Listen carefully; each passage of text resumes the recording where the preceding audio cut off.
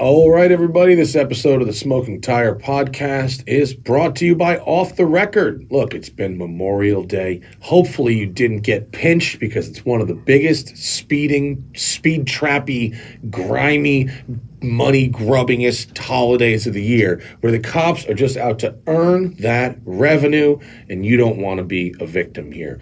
Go to offtherecord.com/TST and fight that ticket, because here's the thing: you should never ever plead guilty to a moving violation ever, because it's way too easy to use something like Off the Record and not have to fall into that system whereby they extract money from you just for using the roads in a totally normal and reasonable fashion. If you go to offtherecord.com/TST or use code TST10 on the Off the Record app, we will help you out with a special TST price on all your services using Off the Record for the next few years, whether it's moving violations, simple ones, whether it's like, you know, the bigger ones like DUIs or misdemeanor speeding, stuff like that. They can help you out. Even if you've already been convicted or you've already pled guilty, they can help, in some cases, reverse those charges after the fact. They cover 97% of the populated United States. Not everywhere, but pretty much everywhere. And they offer an incredibly high success rate when they fight those tickets for you. And look, if you get those points off your record, you're going to save on insurance for like years and years and years. The court system and the insurance companies are working hand in hand here to extract money from you long after they deserve to. So go to offtherecord.com/TST or use code TST10 on the Off the Record app and always, always, always fight that ticket. And we're also brought to you by Dylan Optics Sunglasses, which it's now 2021. This is the 10th year we have been working with Dylan Optics Sunglasses. 10 years. I can't believe that we've been actually sponsored by somebody for a decade. And I've probably gone through 50 pairs of their sunglasses. They're very durable sunglasses. In fairness, I treat them like I'm sponsored. and it's like, oh, they're scratched, ring, new ones. But Dylan's got new frames every season. I mean, when they started, I think there was 5 or 6 frames. There's now like 20 plus frames, 25 frames, whether it's the metal aviator style, the more the Wayfarer style, the wraparound style, style that works great under a helmet, style that works great with water sports, different colors, and the trademark matte finish double polarized lenses are available in a variety of colors as well: blue, gold, black, silver. It's really cool. You can design your own combinations, so your glasses are pretty unique to you. Even if you see someone else in Dylan's, they might have completely different lens combo, and it's a unique pair of glasses. So they're each one is made to order, which is very cool, right in Scottsdale, Arizona. And if you go to thesmokingtire.com, there's a tab that says partners there, and there's a banner for Dylan Optics. Use that banner to get there, and we will send you a free Smoking Tire t-shirt for supporting the people who support us. These glasses are not cheap, but quality items rarely are. They last a long time. The lenses are incredibly high quality. They really make easy work of driving very long distances in bright light, being out on boats, being out in the sun, working in the sun, all that kind of stuff. When your eyes are really tired at the end of the day, the Dylans, they really, really help ease that stress. And they look cool also. So go to that partners tab on our website and use that link. We'll send you a free t-shirt with every pair of Dylan Optics that you buy. And of course, my favorite ad ever in the history of advertising, Tradecraft Farms. It is so nice to be sponsored by a company that produces the highest quality THC and CBD products right here in Los Angeles. Go California. Go legal cannabis production. Go civilization. This is very good for everybody. If you're in LA or coming through here, make sure to stop into a Tradecraft Farms official dispensary. The newest one is in Port Hueneme, which is a lovely drive. If you were to go up to Malibu and maybe go to Bill's, which is definitely not a Cars and Coffee on Sundays. Absolutely not. I would never promote such a thing. If you're going past there, just keep going a little further. Drive PCH. It's lovely. Also, if you can't make it out there, ask for Tradecraft Farms by name in your local dispensary, wherever cannabis and CBD products are sold legally in the civilized world. They've got these really cool joints that are wrapped in gold. They've got joints that are wrapped in rose petals. Ball out. Why not? Show off for your friends. Tradecraft Farms on Instagram, and of course, tradecraftfarms.com. The best THC and CBD products in the history of mankind. I love doing all of that. All right, on this episode of the show, dude, Henry Catchpole is in the house. He's not actually in the house. He's calling from the UK. He has just produced one of those kind of game over car films where someone lets you do silly things that you never thought you would actually get to do, like driving the McLaren F1, 911 GT1, and CLK GTR Mercedes back to back to back. Very cool. We talk about what it's like to produce that film, a little BTS, if you will, as well as some of Henry's other dream drives throughout his extensive career writing and making films about cars. He is just a very good writer. He's a very sweet guy. He's a great video presenter, and this is a great show. Henry Catchpole is on the Smoking Tire Podcast. Real-time live podcasting. Henry Catchpole is in the house. The man is a legend. How many? 11 years at EVO? 10 years plus at EVO? Yeah, it's only over 10 years, yeah. Yeah, and now Carfection and dropping like, oh, it's like, oh, you thought you had good press cars. Oh, Matt, you thought like, oh, did you get to drive the SF90 this week? Oh, that's like real cute. That's like, and how tall are you for the record?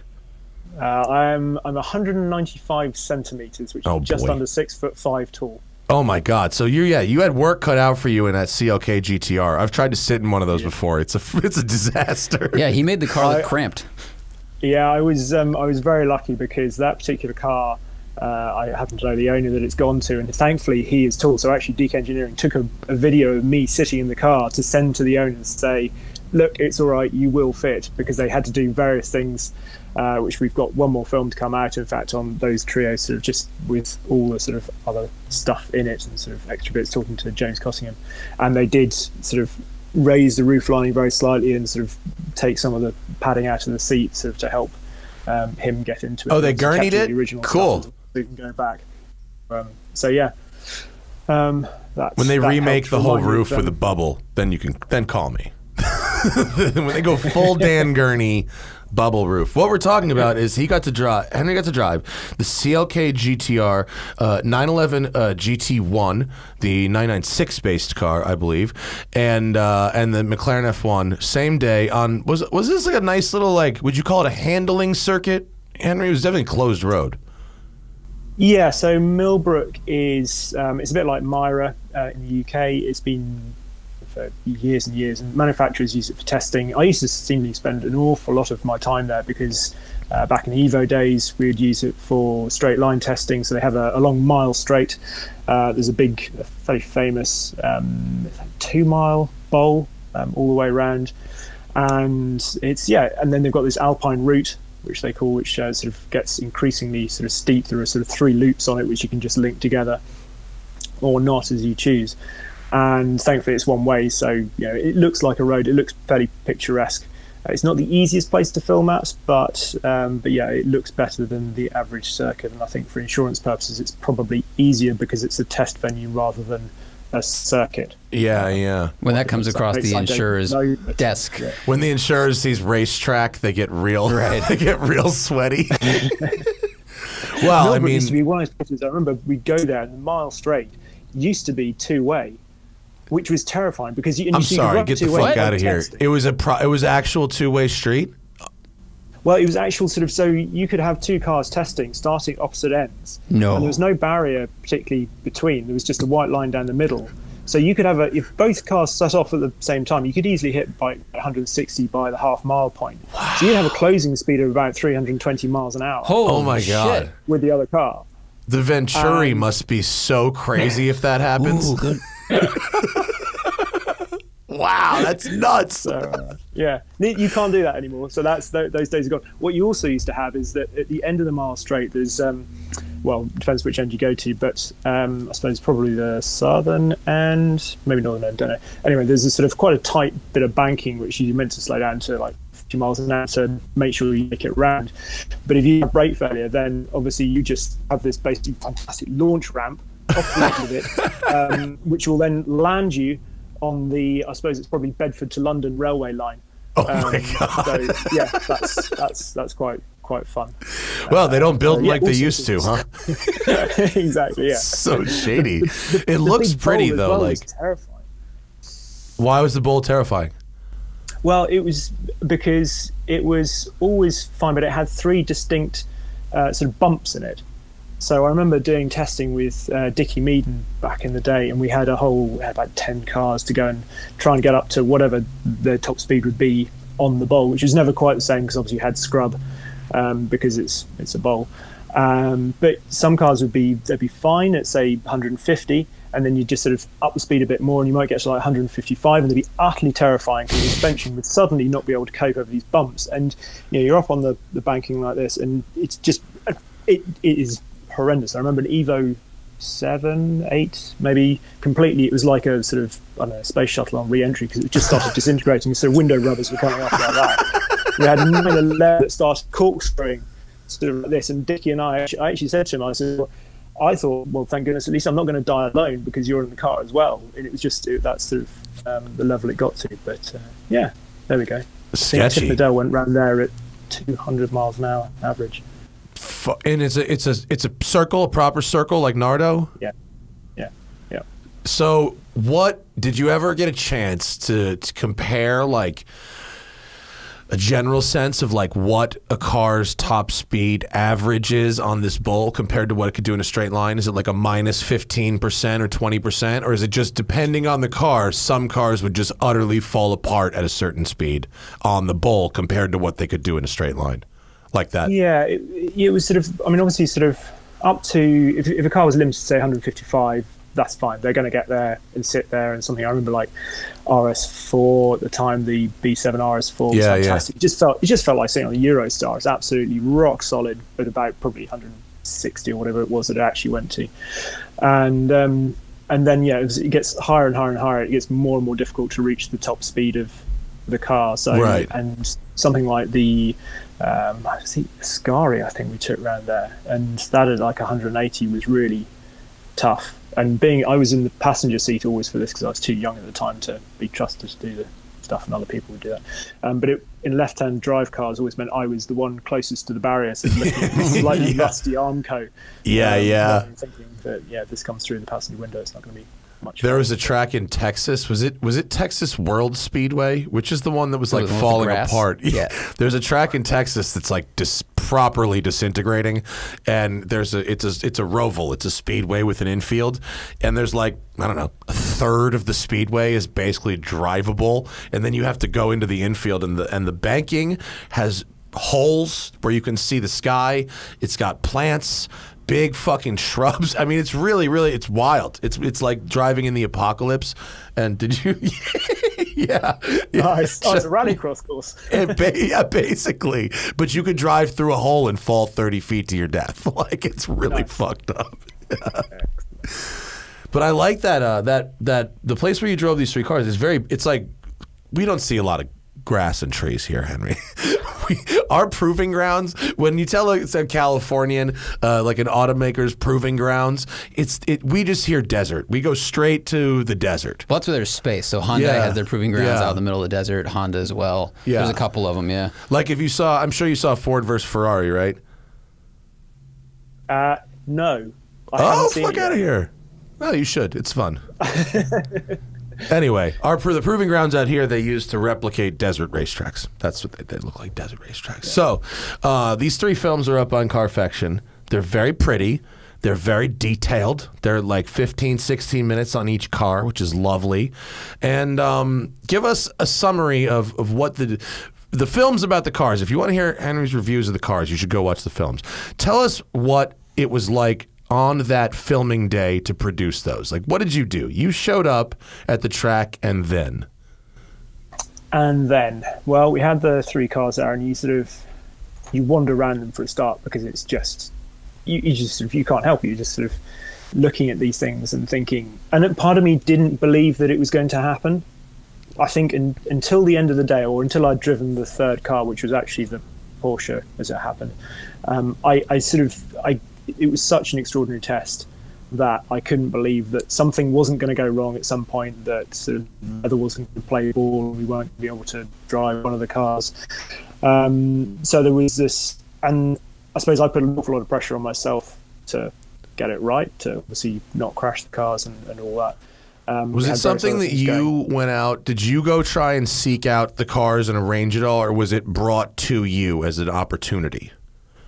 It was brought to me. So I knew James Cottingham, we sort of met and chatted in the past, and then he sent me WhatsApp randomly a few months ago now, and said, what would be the greatest group test that you could possibly imagine with 3 cars in? And I knew that they'd had the CLK GTR in, and so I sort of almost cheekily just went, well, it's going to be F1 911 GT1 CLK GTR. He went, yep, and that was it. And he said, I think we need to do this test. Do you want to film it for Carfection? And that was it. So it was one of those things. I don't know that you could have sort of really chased this test and ever made it happen. I could have spent years and years and years of my life trying to make it happen and not make it happen. And if you tried to chase it yourself, it would be a disaster. Yeah, it would be debasing, is what I could use. That's what I was saying. I was like, God, I hope Henry didn't have to debase himself too much to arrange this. That's why I asked you that question. I wanted you to give me the answer that you ended up giving me, and that's like the brilliant part of doing what we do. If you do a good job enough, somebody with the power will just come to you and say, you're the guy I want to do this amazing thing I've arranged. And like, if you have to go out and seek that on your own, it's fucking so debasing. You'd have to make a lot of offers, I think, to individual owners. All these concessions, and then imagine the fucking favors you'd owe. I mean, the favors you would owe these, it would be disgusting. It's incredible. You got a WhatsApp message like, hey Henry, what's your dream? Here's my dream. Person's like, I knew that, and here I knew it is. that. Yeah, show up Monday. Welcome. It's I hope you got cancer, kid. It's Make-A-Wish Day. Jeez. That was gross. I'm sorry for saying that, but you know, not really, because I went for it, and sometimes you got to do that. What is DK? Is what a service shop for these type of cars? Yeah, so they've been known over the years to specialise in Ferraris, and they have become incredibly well known sort of the world over, really, for specialising in sourcing these incredibly high end, incredibly rare cars, and servicing them, delivering them, selling them. And there you are, yeah. And James is, they compete in their car as well, so.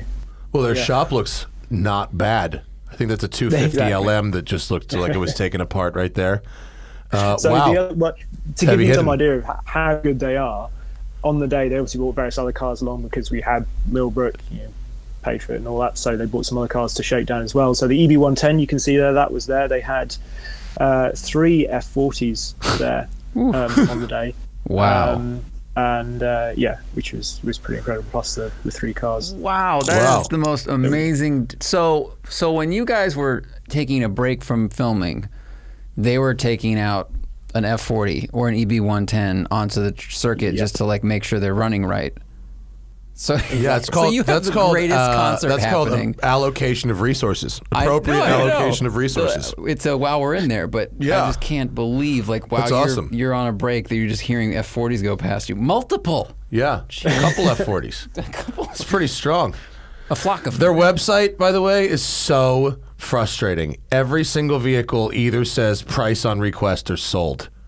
Yeah, I know. That is blue ball. That's blue ball city right there. That's the level they're at. What do they actually? Just fucking Henry, blow up their spot. What do they want for that 110? I have no idea. I sort of, it's more than I can afford. So, more than you can afford, pal. Bugatti. I actually drove a Ferrari SF90 at that intersection the other day. And I looked up and I just said, more than you can afford, pal, Ferrari, because I was in a Ferrari at the intersection where that occurred on PCH and felt very good about myself. I don't know why. Okay, so you're there, you arrive, DK has brought these cars, you do the standard issue wander around, stare at stuff, and go, oh my god, look at that, oh my god, look at that, oh my god, look at that, oh my god, look at that. And then we got the statics. You get the static stuff first, so we've done most of that a few days before with the F1 and the CLK GTR at DK Engineering, so the stuff you saw me sitting in the cars and things like that, some of the statics, so to take some of the pressure off the day of driving, we got that before. I really liked and when I saw you do the get in the car and be like, what's it like to get in this car and sit around? Part of me was like, he's doing a very good job describing this, and the other part of me, the video producer part, was like, wow, this is a great way to use 3.5 minutes. Yeah, because obviously you've got, not because I'm talking about filler, but I'm talking about anticipating that you have very limited time. You know, you got to get the drive-bys at the same time you get the mounts, at the same time you get the in-car. Am I right? Yeah, exactly. We knew we weren't going to get the sort of access that we would normally expect with a press car. So, normally we'd go out and shoot it and have all day, and I go up and down a road however many, what feels like hundreds of times. We weren't going to get that. So we had 3 guys there filming to get the most we could, obviously. And also it depends where we can stick cameras and stuff on the outside of the car to get the what we call bolt-on shots, stuff like that. So it was a case of making the absolute most. We did the statics with all 3 cars together first in the day. We also had Andy Morgan making photographs for a feature that I've just written for Octane Magazine, so that should be out this week, I think. So we had to get those as well. So there's obviously that sort of pressure on it. So we did all the static stuff first, and then it was slight case of waiting for the weather as well. And then I saw rain on windshields. Oof. That's gotta, when you all of a sudden are seeing, I mean, you're British, you drive in the rain a lot, but it's these cars, and you go, fuck me, it's raining. What am I gonna do? Stay out of boost. Yeah. Stay out of power Did you band. just go, oh fuck me, come on, please, not today? A little bit. I like driving in the rain. I'm weird like that. I love wet circuits, and I suppose it's the rally driver in me. But so I don't mind it too much. But yeah, it does up the ante a fair bit.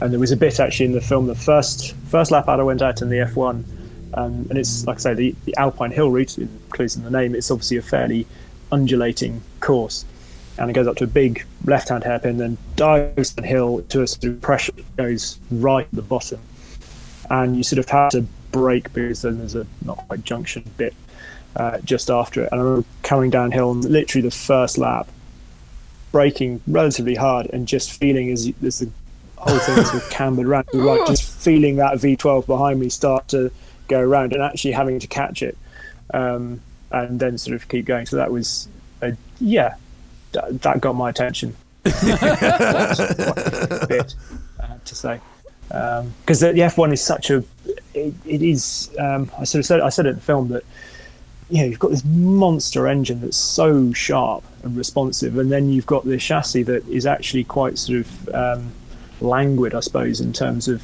its suspension and those sort of tall sidewalls and stuff. So you have to be quite delicate with it, and you really have to think about your inputs and your combinations of steering and throttle and brake and all that sort of thing, and managing weight transfer in it. It's sort of, probably the most intimidating of the three to drive, I think, to that extent. Wow. Which actually is interesting, considering it was like not really the road car of it didn't seem so much as an afterthought as the other two. Right. McLaren F1 to me as a road car very much. What? Designed very much as a road car first and foremost, and they didn't want to take it racing at all.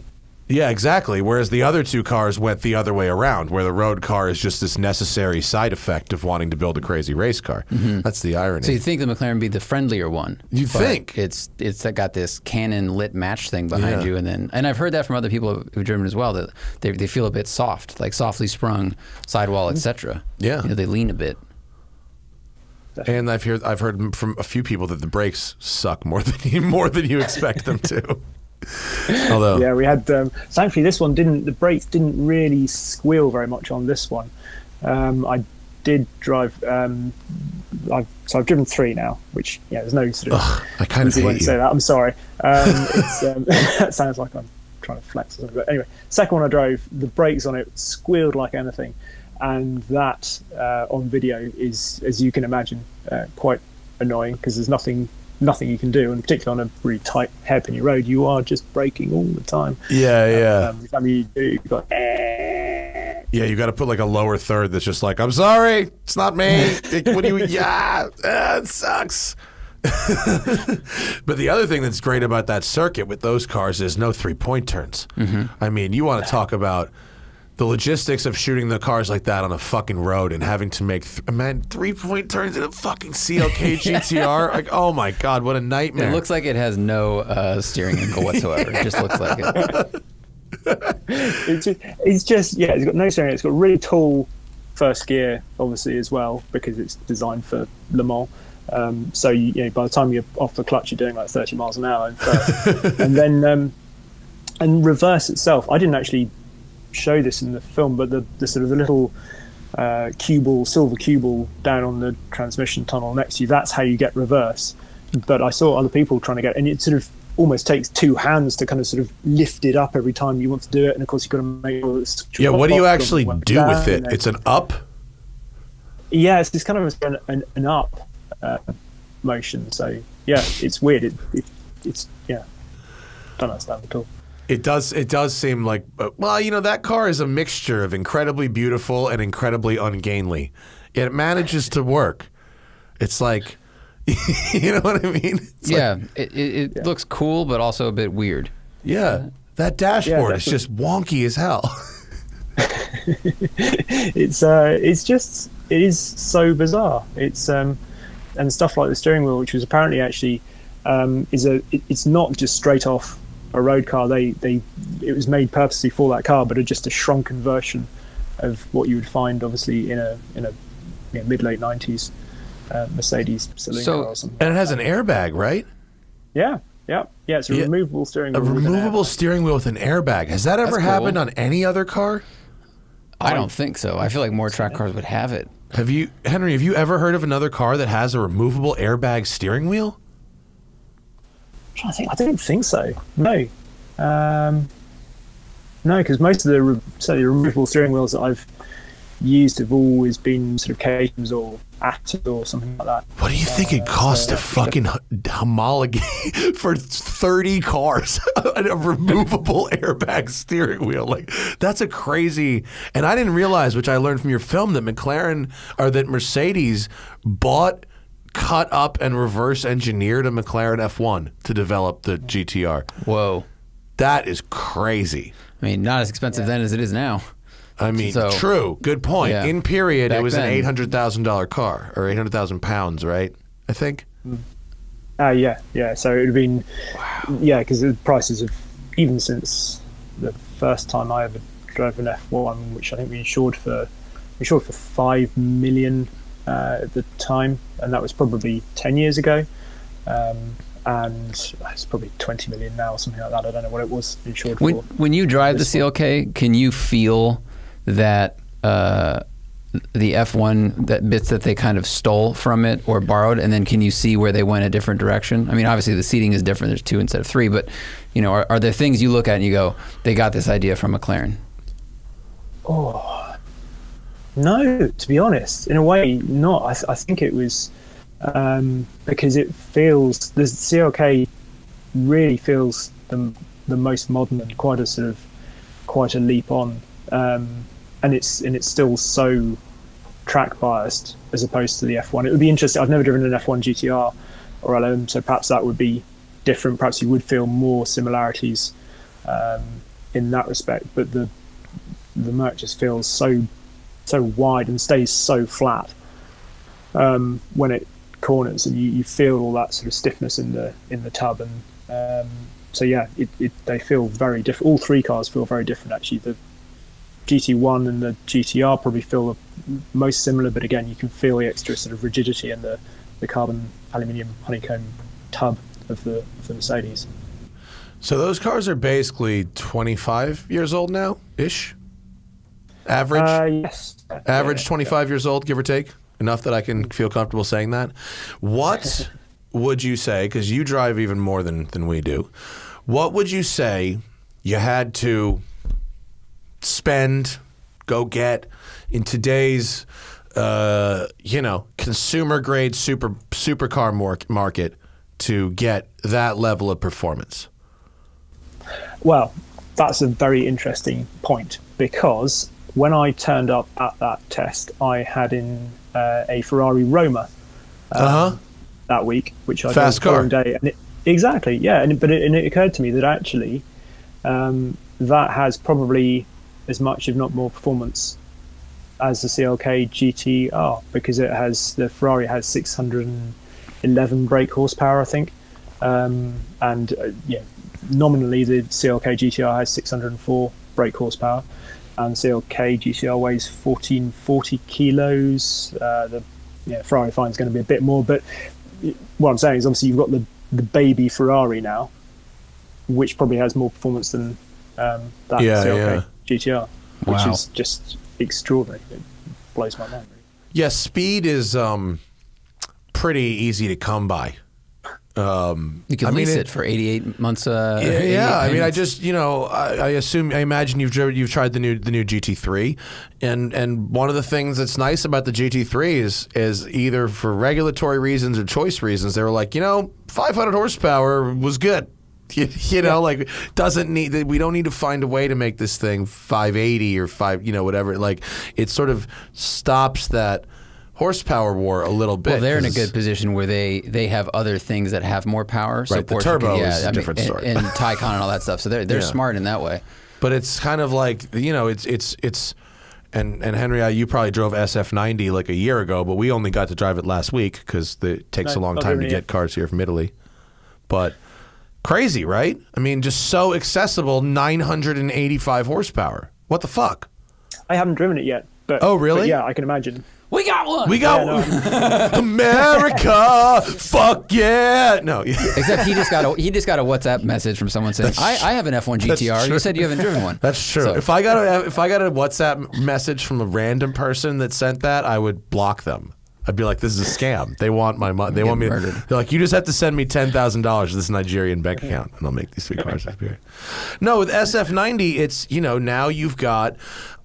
Before it was kind of like, to get the 1,000 horsepower, you either had to go Koenigsegg, which is like, you know, crazy town alien spacecraft, or you had to go Bugatti, which is, you know, very heavy and, you know, very much a product of the Volkswagen Auto Group, although it's an extraordinary thing. You know what I mean? It just feels kind of familial in that way. This feels like a F8 or a 488, just with like, you know, Star Wars shit on it. Like it's like a 488, but now when you smash the gas, instead of getting that little skedaddle, you know, that you get as it fights for traction through second and third gear, now what you have is a 9-second car at every single stoplight, which is just like, we got the same roads, we got the same drivers. Like, what's going on? It is insane, isn't it? And I think it's sort of been home obviously with EVs and the fact that they do these ridiculous 0 to 60 times. But I always try and tell people that when I first joined EVO, how many years ago it was, I could have quoted all of the facts and figures and 0 to 60 times in the back of the magazine. I just knew them because I was a car geek and the magazine and all that. And you hang off these figures, and then within probably 2 years of being at EVO, I don't think I could have told you any of the facts and figures, because you suddenly start to realise that they don't really mean anything in real life. They are top trumps figures, but you can have a car that does 0 to 60 in 3 seconds and feels pretty dull almost, and you can have a car that does 0 to 60 in 4 seconds and feels incredibly exciting in the way it does it. And so, yeah. The how is more important than the what, ultimately. Yeah, How long yeah. do you think it is before people realize that accelerating 0 to 60 in like under 3 seconds is actually physically uncomfortable and we should just stop? Like, It's going to happen. The more people have electric cars, the more people are going to realize this, because it's just, yeah, you do it once and that's it. You have no desire really to do it again. There is something as well about the way that an electric car accelerates that is peculiarly, disquieting, I suppose. Yeah. It sort of just seems to rearrange your insides in a way that's not very nice. And because you do the same in, I'm sure you're doing the latest 911 Turbo S, and which is just an absolute spaceship and does 0 to 62 as fast as a Tesla. It just takes off, but it's not weirdly as uncomfortable.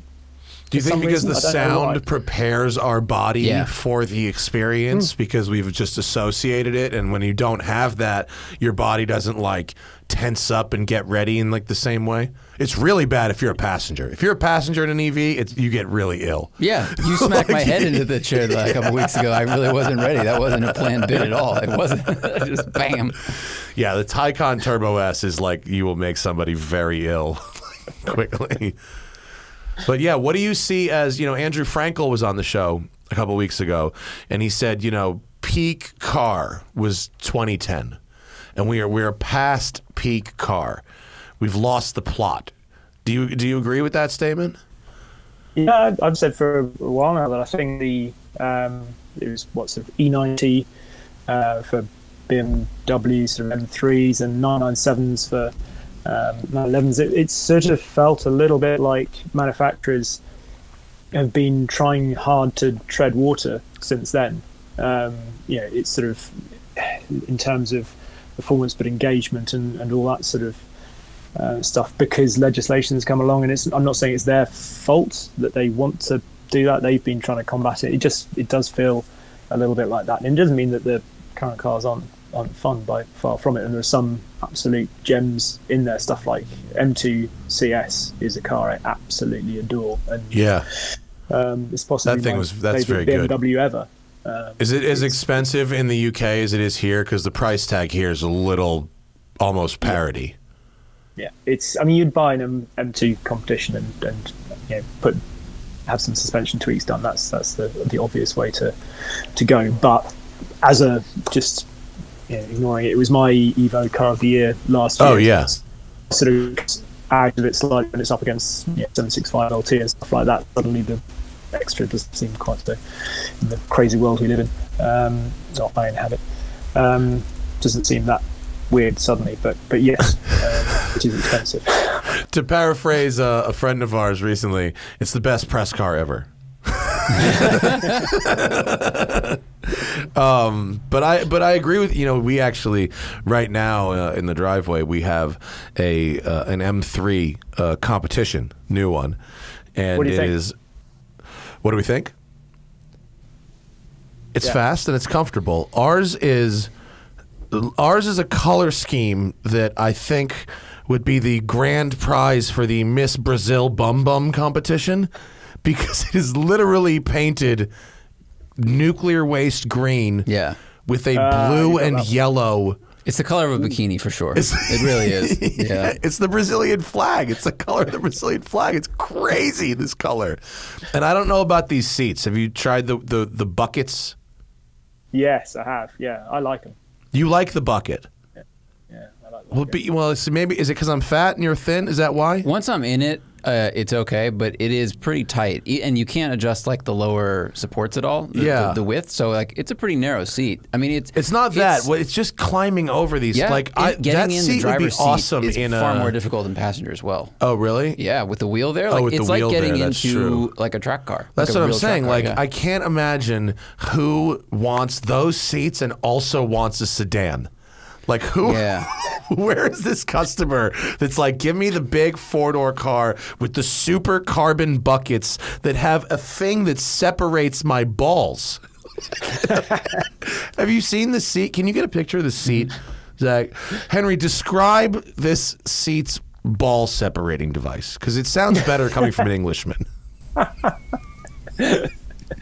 How on earth do you, so it's weird because it looks like it's designed for you to have a sort of some sort of 6-point harness, basically sort of crotch strap, sort of like no a hole. saddle. But exactly, but there's no hole. So it's like I don't ride horses, but I think saddles are made in the same sort of way. Actually, no. What it reminded me of is in winter toboggans, those little ones that you can buy. Yeah, it's a sled you take seat. the bottom out of that. You've got the handles either side. That's funny. Yeah, you take it out, get to your top of your hill. You go sliding down on that, and then obviously when you hit something at the bottom, it's going to crunch into your knackers, and that's really going to hurt. But you know what I mean? That's what it is. Definitely a sled seat. That's so funny. That's perfect. See, have an Englishman describe it. It's better. That's why they hire you. It's just better. No, but when you get in it, like when you get in the driver's seat, I don't put my wallet in my back pocket because I don't like to sit on my fucking wallet because it turns your spine sideways. Yeah. But when you get in it and you sit on that hump, you go, all of a sudden, I'm like, I've got a wallet in my back pocket, and you have to like scoot over this funky. The seat hump makes you thing. sit in one spot, right? And then what happens is those big thigh bolsters that have the handles on them that Henry was just talking about. They point your feet straight, which in a race car is fine because the pedals are just straight in front of you. But in this car, the pedals are straight in front of you. But sometimes when you're driving, you want to put your left foot on the dead pedal. And the seat doesn't actually allow you to move your... If you try to put your foot on the dead pedal, it will leave an indentation in your left leg because that angle isn't actually possible. Yeah. We drive on the left in this country. I'm just kidding. I'm not going to be that guy. The seat's basically dictating where your legs are going. Even in the passenger seat, it makes your left leg shoot out toward the transmission tunnel. And I realized when I was sitting there that they actually like knurled or bent in the transmission tunnel where your foot lands so that it wouldn't just pressing into the tunnel. Like that's how aggressively the seat is directing your legs. Henry, have you ever determined that some cars are designed, they know they have to build this car in right-hand drive, and you just know that the person who designed it said, fuck these fucking limeys in their right-hand drive cars, and they just ruin the ergonomics completely? You definitely notice things. I mentioned it in the GT3 film because obviously you've got the nice shifter from 991 in there, which means you can shift with it instead of using the paddles. But in a right-hand drive car, you always have to push it away from you, which seems counterintuitive because really, obviously, it's fine in a left-hand drive car because you push it because you move it towards you. Yeah. But in a right-hand drive car, you've now got to reach further across to get it. You look in sort of pretty much any Audi and their drive select button, which is always placed at the furthest point on the sort of dash, it's just awkward to reach if you're in a right-hand drive car. Obviously, if you're a left-hand drive car, it's right there, nice and easy to get to. It's also again, obviously Audi has stopped doing its shifters now, so you've just got a little sort of button to select drive or reverse or whatever. But when they had the proper shifters, it was even worse because the drive select button was actually hidden behind the selector, so you couldn't just sort of find the selector to try and change modes over on the other side. So yeah, you can tell that wasn't in the right drive, wasn't really a good plan for them. So yeah, you do get it certainly occasionally. I remember I got a CLS 63 shooting brake as a press car when I was in the UK, and it was a really cool car. I mean, it was awesome, but the pedal box was like, this was not designed for this side of the car at all. Like, just the spacing of everything was so weird. There was nowhere to put your it was really strange. That was like, they probably hate England and did this for them. The weirdest one I've ever driven was, or the most offset pedals I think I've ever driven, and this is going to be another clang, but Goodwin Festival of Speed, you get to drive some really cool stuff. And I drove a 250 LM. Oh, yeah. And that feels, Ferrari 250 LM, so that feels like it was designed, and I think it probably was actually, with just being single-seater, because it was originally going to be a prototype and then it was a GT, so it had to have two seats, but the pedals are basically in the middle, so it feels like it was just designed to have one central seat, and then somebody went, no, it's got to be, two seats in there, and they went, all right, okay, Fine, we'll put 2 seats in there. And we'll kind of jiggle the wheel across, but pedals, yeah, it's not really going to. It's got the wheel arches in there, so that's not going to work. So, Giuseppe, what sort of shape are you? Gee, does this work? Yeah, okay, fine. Yeah, no, I'll be fine. Yeah, okay, send it off. And, Well, it is a very small cockpit in the middle of the. It's really they push it in the middle in the 250 LM. That was what 1966, 6, 7. Yeah, what was it? Because it came 64, 5. 4 was the 6, right? Something like that. Yeah, cool car, neat looking. Yeah, the Dino really is the same amazing. thing. The Dino's pedals are ridiculously offset too. If you have not had a go to Dino, it's very slow and very pretty, and it sounds nice. Oh wow, yeah. Look at this. So here's an onboard shot of an allegedly. Is this you driving? Yeah, is this Henry? driving. Yeah. Oh, there you go. So it's yeah.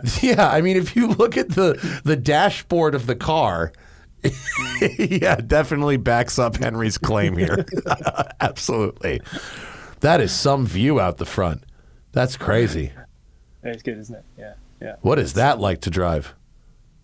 It is. It's kind of dominated by the engine to some extent. Sort of, it's like if you drive it at Goodwin, you have this bizarre. So I'm talking about pressure. You've got everybody watching you. And generally, it's a car. I mean, I'd never driven that car before, so you just got to jump in it and get on with it, really, and sort of try and drive it quickly enough that people, you don't hold up the people behind you, but not crash it at the same time, because nobody really cares if you go a little bit slowly, but everybody cares if you crash it. So, but the engine sounds just amazing. Colombo V12s are just utterly glorious. The gearbox was terrible on that, really horrible, just so awkward and designed to sort of like make you feel stupid. Terrible because it was loose and difficult to find the gates, or terrible. I don't know. Was it just didn't want hard to go to into gear? operate? So you just trying to match the revs on it. You had to double the clutch it, and it just didn't have. It wasn't a particularly wasn't a particularly satisfying shift either. And I've driven earlier Ferraris, and in fact, there's a company in this country called Bell Sport and Classic. It's just done a sort of, it's not a resto modern replica, sort of doing it a disservice of a 330 LMB, and that has the most. That's a sort of representative of what I think of a Ferrari gearbox with a sort of. So in those 330, so positive. Yeah, in those 330 LMBs, and that's the evolution of the 250 GTO, right? After that, it's that 1 year, right? Weren't those like literally like top loader gearboxes where it's front engine rear drive and the shifter just goes right into the it's like a mechanical linkage as opposed to what is probably maybe even a cable linkage for the LM, right? Because it was rear or mid rear, right? I wonder if that's why. Because I know what you're talking about. Like a GTO, I've never driven a GTO, but I sat in one and felt the fucking gearbox. And I was like, oh, yes, this is good. This is very good. Must have this. I think that just goes right into the transmission, though. Yeah. It's the most satisfying. Because it's weird, though, because you get sort of Astons of the same period, and they're always very sort of delicate little shifts that feel slightly like you just need to, caress is the right word. You need to look after them and sort of give them a bit of time and stuff like that. Whereas the Ferrari, you just want to just pull it back, and it's so mechanical and positive and lovely. So. Man, what do you got to do to get to the level where it goes beyond just the hot press cars, and it's like you're being invited to drive Ferrari 250 variants at Goodwin? What does it take to get to that level? Manage EVO for 10 years. Yeah, I guess. Is that EVO business card that does it? I have no idea. I still can't quite believe it happens. I genuinely, we said at the beginning of that sort of series of films, it feels like a dream of pinching yourself, and it really does. And the times that I've rung my parents up afterwards, and sort of, because they were are massive car fans, and took me down to Goodwood long before it was recreated into what it is now, and we go to MG Car Club meetings and stuff like that, and see cars there, and just to be able to ring them up and say, you'll never guess what I've just driven, know that they'll appreciate it, and sort of I'm still their little boy that sort of loved cars, and it's extraordinary. I genuinely can't believe that I get to do what I get to do sometimes. Yeah. At the other end of the spectrum, not talking about Ferrari 250s and GT1 homologation cars, what's good at the entry level that you've driven recently that's worth recanting? What's good at my car obviously, which is a £1,500 Clio 182. Oh yeah, 2004. It's got lovely bodywork, so it's black paint, but it's speckled with grey because when somebody was painting the railings recently, it sort of splattered the paint from that onto the car. Nice. It's got a mystery dent just in front of the rear arch. It's got another mystery dent on the roof, actually, which I'm not quite sure where that's come from. But it's brilliant, and I love it. And with those dents in the paint, there's freedom in not giving a fuck. Exactly. Yes. Yeah. If somebody opens the door into it, then it doesn't really matter. It's the storage, isn't it? So. Okay. Yeah. It's, yeah. Are you spoiled? Are you spoiled enough with your gig that you don't have aspirations of ownership of really nice cars?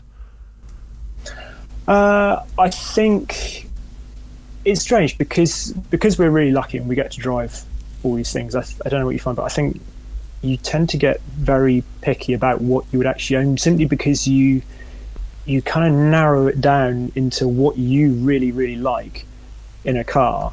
And I can objectively give a car 5 stars because I can recognise that it's doing everything brilliantly, but it doesn't necessarily mean that I want to own it because I've now driven so many that I understand exactly what floats my boat in terms of dynamics and how it handles and what I want. And it's not speed most of the time. I mean, I think the sort of I've just been writing for the Intercooler about why I own my Mark II Escort rally car, which is definitely not quick, but I love it, and it's the chassis balance and the way that flows and just puts a smile on my face. I've driven one of those. I know why you own it. It rules. Those are awesome. They're really good fun. It's it's really good fun. So I think I would love to own sort of stuff. I'd still there's things out there. 911 at some point. I still aspire to own some sort of 911. Who doesn't? I suppose certainly in terms of journalists. It's just whether or not you're going to buy the cheapest one. It's for sale in America and make it a thing.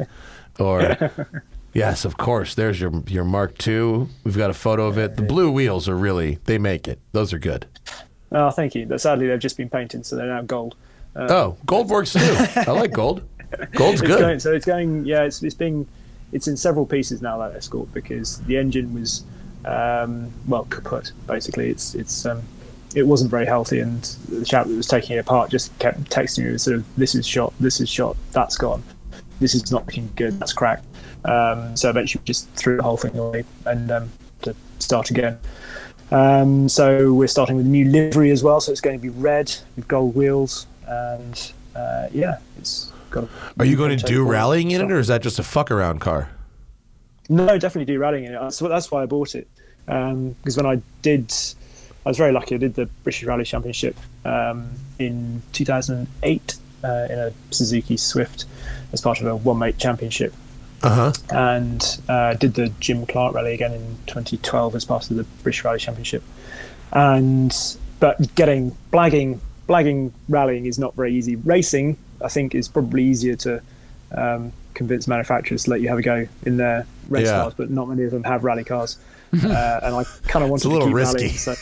Even on a good rally, it gets fucked up. And for the Americans in the room, the translation of blagging to an American is like copping, bogarting, bumming,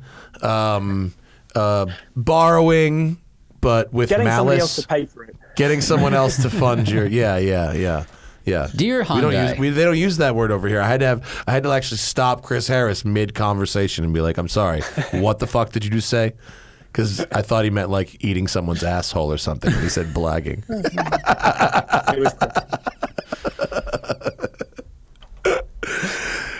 What's on the horizon now that you've spent time doing that? You're Your last video doesn't make your next one, bud. What's up? No, I'm not going to be that guy. But really, what's coming up? Have a holiday for a couple of weeks, I think. All right. But oh, yeah, you said this was the last thing you do before you go on holiday. You're off. Yeah, exactly. Yeah. First time in a couple of years. So have a wee break. But now so I'm frantically getting stuff, voiceover and stuff done, so people have got things to edit and we've got things to go out whilst I'm away. So it'll be seamless. Nobody will know that I've gone anywhere. That's perfect. That's awesome. Like, you just autopilot your uploads and just it's like, no, I'm definitely at work right now. I swear. The content is flowing, so I must be there at my desk. So we've got a car you drove, actually, literally the car that you drove, chassis 21. I think the Mustang, the Shelby GT500, that one in Gravel Lime that you drove ages ago, probably. Oh, yeah, the one with no carbon wheels? Yes, yeah. Oh, dude, I drove that forever ago. Yeah. I know, I saw.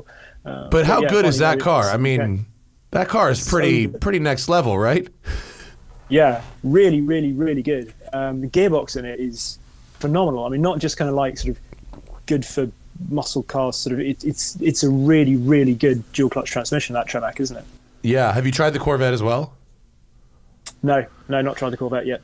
So. The Corvette is really very good, especially C51, with mag ride and all that kind of stuff. It's fucking shockingly good to drive. The gearbox, it's the same gearbox as in the Shelby, that same Tremec. So it's you can understand mid-engine. It's like a basically, imagine someone had a 458 and they blew the engine and they replaced it with a Corvette engine, and that's what it is. Fair enough. Pretty good. I look forward to it. That sounds nice, doesn't it? It's like pretty good. Yeah, exactly. Yeah. That's basically what it is. And they also had to make a couple of their own body panels, so it looks a little bit different. But, the more I thought about it, the SF90, I can't unsee this now. The SF90 is a Corvette from the front, a Lotus Evora from the side, and a Huracan Evo at the rear. And I can't unsee that. The front? Really? I think it's the Corvette from the front. From which generation? Like the new one, current Corvette. I totally disagree. I think the SF's very round, which is nice. It's round, where every car is getting super angular. I like that it's more round. That's true. The Evora thing, I do understand. The Evora thing, yeah, for sure. Yeah. Did the people have spoken? We have some questions for Henry. Do you want to answer some people's questions, Henry? Yeah. They have been filtered. So everything in bold is kind of for him. They have been filtered in order of who donated the most money. No. No. JFG blah blah blah blah blah says, which of the three, and I almost don't even want to actually ask this because it's in the conclusion of the video, which you should go watch. But that's the answer. Can you determine? Are you willing to share which was your favorite? And I know in the video your favorite came with caveats of circumstance, but if you, on further reflection, have a new conclusion, what do you got? It has to be the F1. It's still, for all, like I said in the video, for all its sort of idiosyncrasies and the fact that it's not perfect, but it's just an amazing thing to be around. I grew up loving that car anyway, and that engine is just phenomenal. Of any road car ever to have access to that engine, so almost regardless of the rest of the car, it would be something you would love having in your life, I think. Did you ever have a go in Speedtail? No, not had a go in Speedtail. I was gonna see if you could give me a center seat driving comparison with a modern car, but never mind. Ask Adam. Adam says, ask Henry about the Millbrook Bowl autopilot. Oh yes. So as you go up the lanes at Millbrook, each has a hands-off speed. So it's sort of 10 miles an hour lowest down, and then it goes up to 40 miles an hour, and it should be 100 miles an hour hands off in the top lane of the bowl. So there was a Colin Goodwin tells a fantastic story that he did it in a Bentley and decided that he would really test the Bentley's, I suppose, cruise control by getting up to the top lane, putting it in cruise control, and then climbing into the back seats. Oh my God. Ooh, that's gnarly. Yeah. And I think he says that just as he was climbing between the two front seats to get into the back, he heard the audible click as the the cruise control went off. So yeah, you've never seen Colin Goodwin move quite so quickly. Whoa. To try and get back into the driver's seat. Whoa. I thought you were honestly about to say, right as he was between the two, he heard the car hit the guardrail. Yeah, he heard the crunching of metal and saw sparks flying past the outside window. Was it just there's this perfect speed where the angle of the road is pulling the car down, but the centrifugal force of the speed is putting it balances out? Yeah. Test that. I mean, you can do, you can experience that if you ever get to drive a NASCAR circuit or a Roval where there's a certain speed where you don't have to turn the wheel. You just enter it and the car will just go. And it's usually a higher speed than you think. Wow. Setting cruise control, getting in the back is gnarly. No, that's fucking crazy. Yeah, don't do that. Wow. Especially don't do it in your Tesla, you fucking idiots. I mean, Colin Goodwin built a plane in his shed, so that, it's true. Yeah, he did. He lands it in his backyard, right? Exactly. Yeah. Does he really? Yeah. He lives like his backyard is a field that's large enough that he can fly. That you can land a fucking plane in it. Yeah. Wow. That's crazy. Yeah. His podcast on Harris's show is really interesting. Wow, that's G. They're selling Frank Sinatra's estate in Palm Desert right now. Just got listed for sale, $4.5 million. It's up in the mountain above Palm Desert because it's cooler and it's got a helipad on it. Sick. Fucking boss. I remember going past there. Old Blue Eyes. The Martin launch. Yeah. It's like a on the press launch. What launch were you on? It was V12 Vantage S and Vanquish Roadster. I think. There you go. Yeah, and at like thermal area, Palm Springs. Yeah, and have that amazing road. That's I remember the 74 it's the 74 up to Idlewild. It's a fabulous fucking road. There's like one junction up there with sort of somewhere you can stop and get a drink, and there's a estate agents or realtors across there in there, and I remember seeing it, and stuff for sale in there. Yeah, that road is brilliant, and that's exactly where that estate is, as a matter of fact. Andrew says, first off, the GT1 series was awesome. I'm moving to the UK from the US. What forbidden fruit car should I buy? A hot Clio like Henry? What car should he buy that he can't get in America? Well, Brian, well, firstly, thank you. I suppose, what would it be? I mean, the hot car at the moment, obviously, you can't get is the GR Yaris. That's true. That's the one. Is obviously the one that you can't get over there. But I do, there's various things. I'm trying to think now. But I'd say, something, if you come across the UK, sort of that sort of hot hatch scene that you guys don't really get, that's the thing to tap into and find, because they're just some brilliant cars and they fit our roads. So I think it's sort of, they make sense over here as well. Even if you could get them across, they wouldn't necessarily make as much sense. So it's got to be the GR, right? The GR's got to be it. We get some front-wheel drive hot hatches, but we don't get. Every time I go to the UK, I see a few people that have some little 80 horsepower Peugeot with like Panasports and a fucking cage in it, going by me at like 9,000 RPM, and that's just how they get to work. That's great. That's so it's pretty standard stuff over there. Or you can do Alpina A110 it's a little more expensive than the. If you want to be a real G. Yeah. Alpina A110 is heavily endorsed by our previous guests. Of course, yes, yeah. Or Caterham, get a Caterham. God, we can get those here. We're just smart enough to not. There's a couple companies that import them. You can buy a Caterham here. They're just terrible. Bertie Redfern says, hi Henry, from your fellow Bobby Hatter. See if you can convince us to do the Rally Legends Festival in San Marino. What's that about? Rally Legends is I've never been there, but I've seen so many videos from there, and it's obviously crazy. All the fans up there, up in the hills, and you get a load of WRC stars going there and driving old rally cars. So they're getting Group B stuff there, Group A stuff, and it's kind of not really about being timed. It's just about showing off and seeing the big flames, and you get night stages and there's big jumps, and it's all very, very spectator friendly.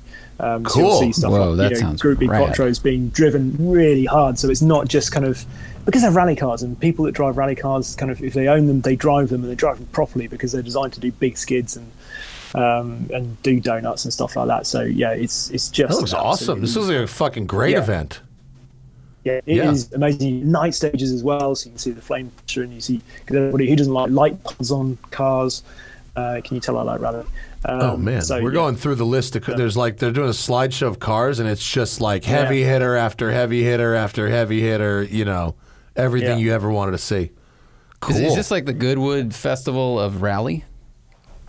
Yeah, it is a bit, I suppose. Yeah, because actually, if you ever go to the Goodwood Festival of Speed, then you should always try and go up. Nobody bothers going up to the rally stage, which is at the top of Festival of Speed, so you keep walking up the hill.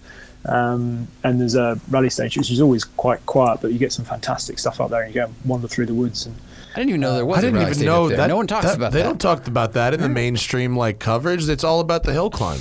Yeah. No, the rally stage is up there, and it's treacherous in the wet. I'm driving it in a Twingo, which is because they're on chalk up there, so it becomes, when it gets wet, it gets mega slippery, but it also sort of gets really slick. And in a two-wheel drive car, you can obviously shed the mud from the driven wheels, but then the rears on the Twingo just become like slicks. So then you have to drive around using the handbrake the whole time just to try and get the thing to turn, because you kind of just drag yourself out. So yeah, just drive around locked rear wheels. Basically, yeah. It's like the inverse of lunch tray racing. It's a lunch tray that doesn't end. I'm not sure I understand Michael's question. Bicycle question. Oh, bicycle question. Henry's very into cycling. All right. 26, 27 and a half, or 29? So I'm currently on 27 and a half. I kind of still love 26s because I just sort of, they're nimble, and I'm not that brilliant on a mountain bike, but 29 is definitely quick. If I was racing at all, then 29 is very good and fast. But I'm on 27 and a half at the moment. I just can't believe how capable mountain bikes have gotten in recent years. So yeah, Mondraker Foxy Carbon R on 27.5-inch wheels and what looked like to me motocross tires on it. It's great. And they have motocross shocks on the front now with 18 inches of travel. It's just crazy. Insane. This summer, can we go do mountain biking? I really want to try it. I've never done downhill mountain biking, but it looks so fun. If there's a way I can do it without destroying my spine, then I want to do it. Check with your doctor, and then I mean that genuinely. Yeah. And then we could go to Mammoth and rent downhill bikes and do that seems stuff. fun. Yeah, it's real fun. You should get Brandon Semenuk on your podcast and talk to him, because he's obviously doing the American National Rally Championship at the moment alongside Travis Pastrana. But he is the most fantastic mountain bike rider. That's where he came from, but somehow because he's talented, he's managed to transition into being a very good rally driver as well. So yeah. Let me try this shit once before we start talking to the experts. I feel like that's out of my league. I feel like let me work my way up to that. Let me try it once and be like, oh yeah, then I did the sweet jump. You'll just go slow. Yeah, we can go riding. I rode a lot in high school. There's don't they map out the mountain the same way they would for skiing, where it's green, blue, black? Yep. Oh, well, that works. That's easy. I'm good at following those maps. Anything else? Luke says, best 2-car garage under 40,000, and we'll give you 40,000 pounds. Ooh, that's a tough one. That's not much money for 2 cars. Garage under 40,000 pounds. 2 cars, 40,000. It's not much. So we're talking presumably used as well as. I mean, used for sure. Must be, yeah. 2-car garage. So I got a real hankering for. I love 997 generation 911s. So just kind of like a Carrera. It wouldn't have to be Carrera S, but manual 997. So that's probably gonna good one of those for say 25 grand or so. And all then, right. And that leaves you Clio money. Yeah. Yeah, it's kind of. Would have to be an estate for me, so I could get kind of bikes and lob stuff in the back of it. So yeah, probably be some sort of BMW estate. Probably. I'm trying to think what the most fun one you could get for. Can you put a bike rack on a caterer?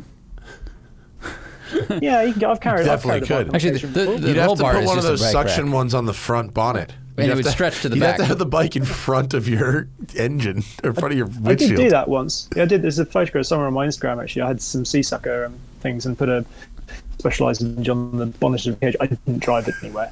I hasten to add, but it looked quite funny. But, there must be a roll bar mount that would be appropriate, probably, right? I would love the Daily Catering for like 6 months. If I would.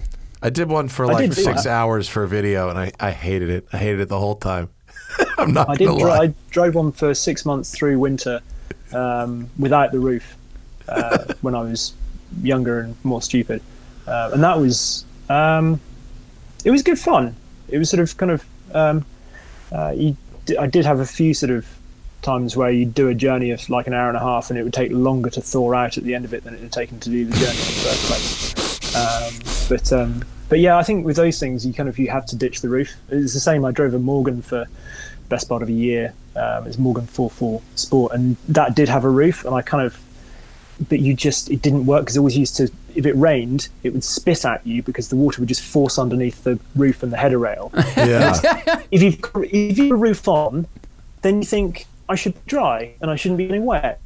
Whereas that's not very pleasant. But if you take the roof off, then you assume you're going to get wet, and you just have a tonneau, and you sort of kind of be all British about it. I kind of agree with you. If you're in a mindset of I shouldn't be wet right now, there's a roof here, and you get wet anyway, you're double pissed. Yeah, for sure.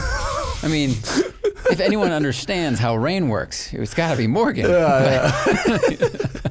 The Morgan, the +4 we had here as a press car was hilarious fun. It's a little too. It doesn't make a lot of sense. It was like almost $100,000 landed and assembled and everything in LA with all these options on it, and hard to justify something like that. But it was the coolest. Yeah, it was a wonderful experience. Great fun. It really was. Yeah. Dusty says, Henry, two more, Henry. Henry, rumor that you're racing your Escort at the Nora 500. Is this true? Oh, Nora 500. Don't know about that. I mean, the Escort will be rallied again through a forest somewhere. It's a forest setup car, so because I like driving on gravel. It will be out later this. Well, no, possibly not later this year because I'm not sure how much rallying will take place in the UK. But it will definitely. I'll definitely compete in it because that's what it's there for. Cool. Lastly, Jason would like you to tell us about the Singer Safari car. Ooh, yeah. The ACS, which I Crazy Town.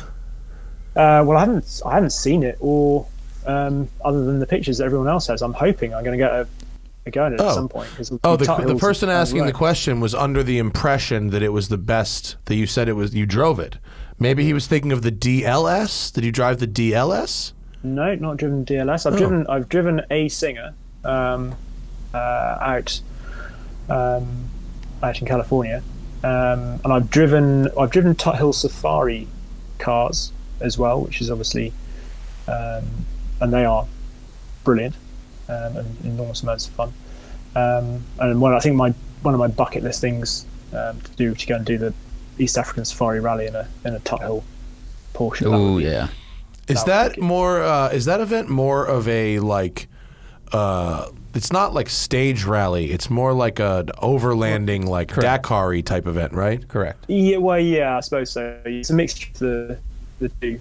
I think it's definitely fast, but I don't think they have the pace notes in quite the same way that you do for a stage rally here, obviously. Because elephants move and stuff. Although sometimes stuff moves in. I did it was the Ulster Rally, and we're allowed recce over here, so you do sort of I think we had 2-pass recce, so you go around beforehand and obviously make your notes and all stuff. And I remember there was came through sort of between these houses, and then it's up over a blind right hand crest, and it's about a 3 right, which in my notes only is about 3rd gear, and as you came over, you kind of needed to know where the road was going because you couldn't see, and obviously you sit relatively low. But there was a telegraph pole in the field. So I had in my notes 3 right, over crest, aim at pole. And that's fine. That was all good. It made sense. And then, of course, we came back to the rally, which was probably 2 days later when the actual stage was. And I came out to the stage and heard the notes from the co-driver, so 3 right over crest, aim at pole, thinking, yeah, that's fine. You tip it in, and then you're sort of coming over this crest thinking, right, where the hell would I be if I was a pole? Because the thing had blown down the night before. And then suddenly you're all at sea. And so that's it. So, and you can't really make notes about sort of beware of elephant ahead of time in the East African Safari Rally. Yeah, right. 4 left at elephant. Turn right at pack of giraffes. How many days is the East African Safari Rally? I think it's like 10 days. Yeah. Is that the one based on the kind of inspired by the original rally that started in what was like the 50s as a celebration of Queen Elizabeth, and then that kind of birthed the whole safari thing? Or the safari car thing, I should say. Yeah. Okay. Safari cars are cars that are meant for that rally in theory. Right. Except mine, which is like a toy. But, you know. Well, I mean, yours exists because they built them that. long ago to try to win that thing. Yeah. Well, Henry, I hope you have a great vacation. You earned it. Thank you very much. 3 GT1 cars in one day in the rain, having not scratched one. And... yeah, that's an intimidating day at the office, but what a good time, huh?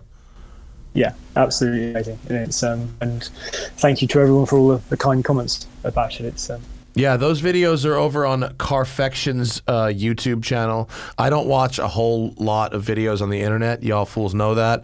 But I did watch these 3, and they are worth your time. They are very entertaining and very detailed and just the right amount of nerdy. Henry's very good at writing voiceover. Yeah. Which he obviously recorded under a duvet onto an iPhone. Now that people are traveling again, next time you come to Los Angeles to do videos, will you let us know ahead of time and come join us in person? I'd love to. Yeah, that would be fantastic. Absolutely. We'll enjoy your trip. Thank you for doing it. Everyone else who was with us live, we appreciate your time. If you had general car advice questions, we will carry them over to the next cruise show, and we will see you all later. Bye.